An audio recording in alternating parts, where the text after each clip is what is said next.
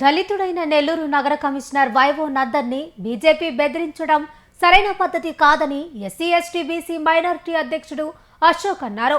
ప్రభుత్వ ఆదేశాలను అమలు చేస్తున్న కమిషనర్ పై బీజేపీ చేసిన విమర్శలను ఆయన అడ్డుకున్నారు. ప్రభుత్వ స్థలాన్ని ఆక్రమించి బీజేపీ కార్యాలయాన్ని కట్టి దబాయింపు దూరంలో బీజేపీ మాట్లాడడం సరైన పద్ధతి కాదని ఆయన ఆరోపించారు. ముందుగా అందరికీ జైభీం.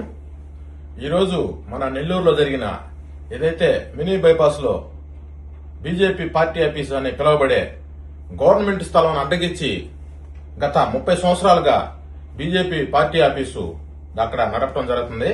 అదేవిధంగా కనీసం నెల రోజుల క్రితం అక్కడ గవర్నమెంట్ స్థలంలో ఏదైతే ముందుకొచ్చిందో దాన్ని డమాలిష్ చేస్తే కమిషనర్ గారి ఆదేశాల మేరకు ఈ రోజు వచ్చేసి ఈ బీజేపీ కార్యకర్తలు కేవలం కమిషనర్ నందన్ గారు ఒక దళితుడనే కారణంతో డైరెక్ట్ గా ఫోన్లోనే పక్కన గౌరవ మంత్రి గారు ఉన్నారు, మన నారాయణ గారు మున్సిపల్ శాఖ మంత్రి గారు ఉన్నారు. అదేవిధంగా నారాయణ గారు కమిషనర్ గారు ఫోన్ లో ఉంటే అతని పేరేదో కూడా మనకి తెలియదు. అసలు బీజేపీ లీడర్ల పేరు కూడా జిల్లాలో ఎవరికి తెలియదు. తెల్లగా ఉన్నాడు సురేష్ రెడ్డి అంటే అతని పేరు. అతను ఏ విధంగా మాట్లాడుతున్నారంటే ఒక గ్రూప్ 1 అధికారిని పట్టుకుని ఒక పెద్ద మున్సిపాలిటీకి ఒక పెద్ద మున్సిపల్ కమిషనర్ స్థాయిలో ఉన్న అధికారిని పెట్టుకుని ఏ విధంగా మాట్లాడుతున్నాడంటే చాలా జుగుప్సాకరంగా మాట్లాడుతున్నారు. ఈ రోజు ఏదైతే ఇప్పుడు ఈ బీజేపీ ఆఫీస్ అని చెప్పుకునే స్థలం మీకు ఏదైనా డాక్యుమెంట్స్ ఉన్నా లేకపోతే అన్యాయంగా కూడా జరుగుంటే మీరేం చేయాలా? కోర్టు కాడికి వెళ్లాలా?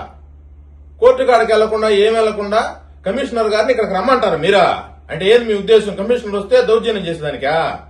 ఇదిగో బీజేపీ కార్యకర్త ఈ కూటమిలో ఉన్నాం గీటంలో మీ ఏంటి ఇప్పుడు మన ఏమన్నారు కమిషనర్ గారు? దేశభక్తులా మీరు అన్నారు. దేశభక్తులు కాదు, నిరూపించుకోండి. పక్క రాష్ట్రంలో చూడండి, సిగ్గున్నా ఉంది బీజేపీ కార్యకర్తలకి బీజేపీ లీడర్లక. పక్క రాష్ట్రంలో బండి సంజయ్ కొడుకు 15 సంవత్సరాల హిందువుల అమ్మాయిని రేప్ చేసేశాడు. ఏడబోయారు మీ బీజేపీ కార్యకర్తలు? ఏడబోయారు మీ బీజేపీ పార్టీ? ఏడబోయిందా? దేశం అత్యధికంగా రేపులు చేసే చరిత్ర ఏదైనా పార్టీకి ఉందంటే అది బీజేపీ పార్టీకే. ఈ రోజు ఎన్ని వదిలేస్తే మన మున్సిపల్ ఆఫీసులో అనేక మంది సిబ్బంది ఉన్నారు. అదేవిధంగా మున్సిపల్ ఆఫీసులో కొన్ని సంఘాలు ఉన్నాయి. మీరంతా నిద్రపోతా ఉన్నారా? కమిషనర్ గారిని తిడుతుంటే మన జిల్లాలో ఈ మధ్య ఎన్ని అడ్డంకులను తొలగిస్తే ఏం లేదు. ఈ రోజు ఒక బీజేపీ ప్రభుత్వ స్థలం నుండి బీజేపీ కార్యాలయం తొలగించారని మీరంతా దౌర్జన్యంగా మాట్లాడతారా? కమిషనర్ నందన్ గారు దళితుడనే కారణంతో నువ్వు అంత దౌర్జన్యంగా మాట్లాడుతున్నావు. మన నెల్లూరు జిల్లాలో పార్టీలకు అతీతంగా మాట్లాడుతున్నా నేను. మన 3 అడుగులు ఉంటాడు ఒక నాయకుడు. ఓడు చూస్తే పోలీసు అనేవాళ్ళు లేకపోతే మీరు నిద్ర కూడా బాలేరు. రాజకీయ నాయకులు మామూలుగా అసలు నిద్రలా బాలేరు. మీరు నడవాలంటే పోలీసు కావాలా? మీరు ఏదైనా ధర్నాలు చేస్తామంటే బందోబస్తు పోలీసులు కావాలా? అట్లాంటి పోలీసులను పట్టుకుని వాళ్ళ భార్య బిడ్డలు రోడ్డు మీద పడేస్తాను నువ్వు 3 అడుగులు ఉన్నా? అసలు భూమికి 3 అడుగులు ఉన్నా నువ్వా? ఓడు మాట్లాడుతుంటే నెల్లూరు దేశంలో ఉండే క్యాడర్ అంతా చూస్తా ఉంటది. వాడికి ఏం మాట్లాడలేదు. ఓడు పెద్దోడైనా ఓడైనా మాట్లాడచ్చు. అంత నీచాతంగా మాట్లాడుతాడు.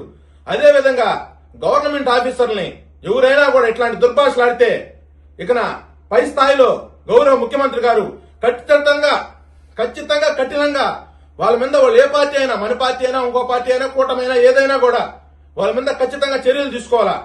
ఇప్పుడు ఒక అధికారి యాక్షన్ తీసుకున్నాడంటే నీకు అతనికి ఆస్తి తగాద గొడవలు ఏముండవు.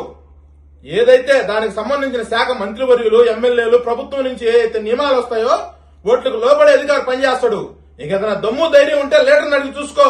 అధికారులకు కానీ పోతే ఈసారి బెండు తీసే విధంగా నెల్లూరు జిల్లాలో ఉండే దళితులందరూ ఏకమయ్యి ఈ చోటా మోటా మాటలు మాట్లాడి దేనికి పనికిరాని మాటలు అవాకులు చివాకులు కానీ పేలిస్తే కమిషనర్ గారి మీద నందన్ గారి మీద కానీ పేలిస్తే మీకు నిద్ర కూడా పట్టకుండా చేస్తామని మనం చేసుకున్నాం. అదేవిధంగా ముందుగా ఈ విషయం మీద స్పందించిన మన నెల్లూరు జిల్లా మైనార్టీ లీడర్ ఒక అతను ఉన్నాడు, షమీబాయి.